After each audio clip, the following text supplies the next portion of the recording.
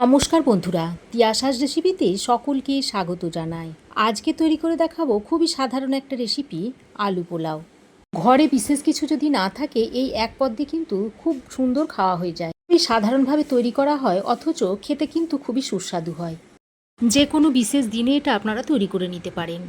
অনেকেই আছেন মাছ মাংস খান না, তাদের জন্য এইভাবে আলু পোলাওটা তৈরি করে দিতে পারেন। তো দেখতে থাকুন, আশা করছি রেসিপিটা আপনাদের ভালো লাগবে। তো রেসিপিটা তৈরি করার জন্য প্রথমে আমি 1 গ্লাস বাসমতি রাইস নিয়েছি। এবার এই বাসমতি রাইসটা একটা বড় পাত্রের মধ্যে ঢেলে দিয়েছি। তারপর ভালো করে জল দিয়ে ধুয়ে আবারও ফ্রেশ জল দিয়ে ভিজিয়ে 30 মিনিট এইভাবে ঢেকে রেখে দিচ্ছি। এবার আমি যে গ্লাসের মাপ করে চালটা নিয়েছিলাম, সেই গ্লাসের মাপ করেই দিয়ে দিচ্ছি এখানে একটা কড়াইয়ের মধ্যে 1.5 গ্লাস মতো জল। আমি আজ ইয়াখনি পোলাও বানাবো, তাই আমি ইয়াখনিটা তৈরি করে নিয়েছি। এবার আমি এখানে নিয়েছি 1 চামচ ধনে, 1 চামচ মৌরি, 1 চামচ গোটা জিরে। এবার এগুলো জলের মধ্যে দিয়ে দিচ্ছি। একটা রসুন আমি ভালো করে ছাড়িয়ে নিয়েছি, তারপর কয়েকটা কোয়া বার করে ফেলে দিয়েছি। এবার এই রসুনটা এর মধ্যে দিয়ে দিচ্ছি, আর একটা ছোট সাইজের পেঁয়াজ কুচিয়ে এর মধ্যে দিয়ে দিচ্ছি। 1 টুকরো দারচিনি, 4টে লবঙ্গ, একটা বড় এলাচ, 1 টুকরো জয়িত্রী, আর 15-16টা মতো গোটা গোলমরিচ, এগুলো এখন এর মধ্যে দিয়ে দিচ্ছি। আর 1 মুঠো মতো পুদিনা পাতা এর মধ্যে দিয়ে দিলাম, সঙ্গে স্বাদ মতো নুন দিয়ে দিচ্ছি। তারপর সব কিছুকে একসঙ্গে ভালো করে নেড়েচেড়ে মিশিয়ে নিচ্ছি। এবার গ্যাসের ফ্লেমটাকে অন করে দিয়েছি। তারপর ঢাকা দিয়ে লো টু মিডিয়াম ফ্লেমে 10 মিনিট এই জলটাকে ফুটিয়ে নেব। তো দেখুন 10 মিনিট আমি জলটাকে ফুটিয়ে নিয়েছি। এবার গ্যাসের ফ্লেম বন্ধ করে এটাকে ছেঁকে নেব। এবার আমি এই ইয়াখনি জলটাকে ছেঁকে আলাদা করে নিচ্ছি। আর এই যে মশলাগুলো রয়েছে, এগুলো আমি অন্য তরকারিতে ব্যবহার করে নেব। আবারও কড়াই ভালো করে গরম করে নিয়েছি। এবার এর মধ্যে দিয়ে দিচ্ছি বেশ খানিকটা সাদা তেল। তো তেল খুব ভালোভাবে গরম হয়ে গেছে। এবার আমি একটা বড় সাইজের পেঁয়াজকে খুব সরু সরু করে কুচিয়ে নিয়েছি। এবার হাতের সাহায্যে এইভাবে একটু চেপে চেপে দিয়ে দিচ্ছি।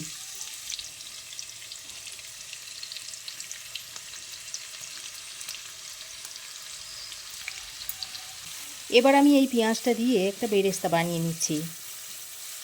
তো অনবরত নেড়ে চেড়ে পেঁয়াজের বেরেস্তাটাকে এইভাবে তৈরি করে নিতে হবে। অনবরত নাড়াচাড়া করতে করতে পেঁয়াজের মধ্যে যখন এরকম একটা হালকা ব্রাউন কালার চলে আসবে, সেই পর্যায়ে বেরেস্তাটাকে নামিয়ে নিচ্ছি।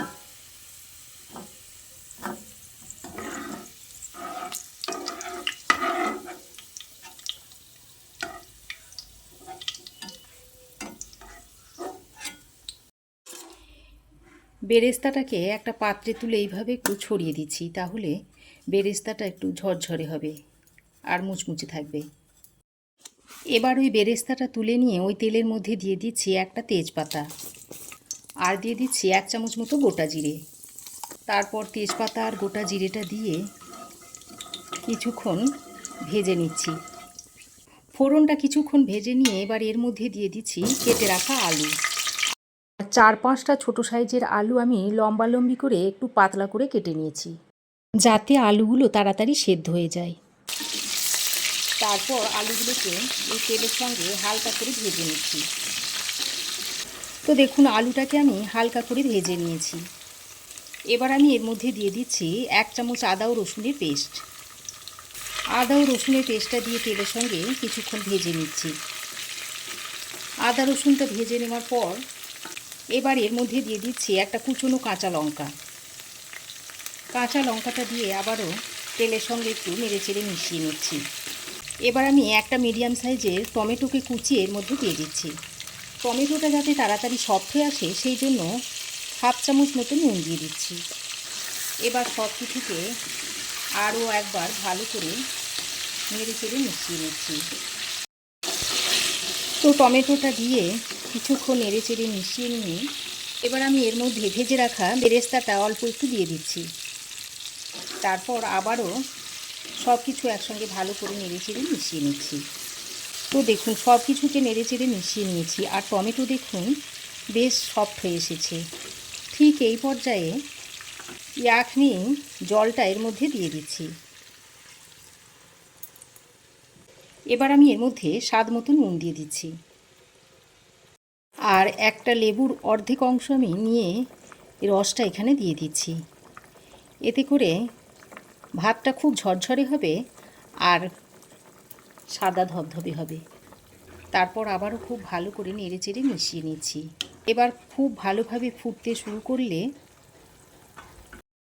যে বাসমতি রাইসটা আমি আধ ঘন্টা জলে ভিজিয়ে রেখেছিলাম সেটাকে ছেঁকে এর মধ্যে দিয়ে দিচ্ছি। এবার চালটা দিয়ে সব কিছুকে আরও একবার ভালো করে নেড়ে চেড়ে মিশিয়ে নিচ্ছি। খুব ভালো করে নেড়ে চেড়ে মিশিয়ে নিয়েছি। উপর থেকে 3টে কাঁচা লঙ্কা এরকম দিয়ে দিচ্ছি। এই কাঁচা লঙ্কাটা দেওয়ার কারণে পোলাওয়ের ফ্লেভারটা খুবই ভালো হবে। এবার ঢাকা দিয়ে হাই ফ্লেমে 10 মিনিট রান্না করে নিচ্ছি। তো দেখুন 10 মিনিট আমি হাই ফ্লেমে রান্না করে নিয়েছি, আর দেখুন নিচে অনেকটা জলও এখনও রয়েছে। এবার আমি এর মধ্যে উপর দিয়ে বেরেস্তাটা ছড়িয়ে দিচ্ছি। একটু গরম মশলার গুঁড়ো ছড়িয়ে দিচ্ছি, আর 1 চামচ মতো ঘি দিয়ে দিচ্ছি, আর একটু জায়ফল নিয়েছি। জায়ফলটা এইভাবে গ্রেট করে উপর দিয়ে এরকম ছড়িয়ে দিচ্ছি। সামান্য পরিমাণে দিয়ে দিতে হবে, খুব বেশি দিলে আবার তেঁতো হয়ে যাবে। অল্প পরিমাণে জায়ফলের গুঁড়ো একটু দিয়ে দিলাম, আর অল্প একটু চিনি দিয়ে দিচ্ছি, এতে ভালো লাগবে। এরপর আবারও ঢাকা দিয়ে আরও 5 মিনিট লো টু মিডিয়াম ফ্লেমে এইভাবে বসিয়ে রেখে দিতে হবে। তো দেখুন ঢাকা দিয়ে আরও 5 মিনিট লো টু মিডিয়াম ফ্লেমে রেখে দিয়েছিলাম। এবার আমি একবার ভালো করে নেড়ে চেড়ে মিশিয়ে নিচ্ছি। তারপর সবশেষে কিছু ধনেপাতার কুচি এইভাবে উপর দিয়ে ছড়িয়ে দিচ্ছি।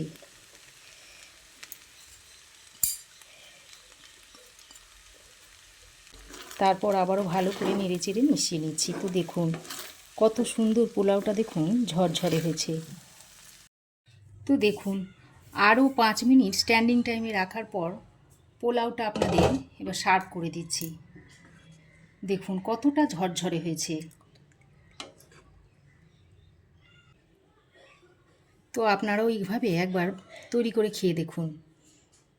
খুব সহজেই তৈরি করে নেওয়া যায়, আর কোনো রকম ঝামেলা ছাড়াই। ঘরে যখন মাছ মাংস কিছুই থাকে না, তখন এইভাবে তৈরি করে আপনারা খেতে পারেন।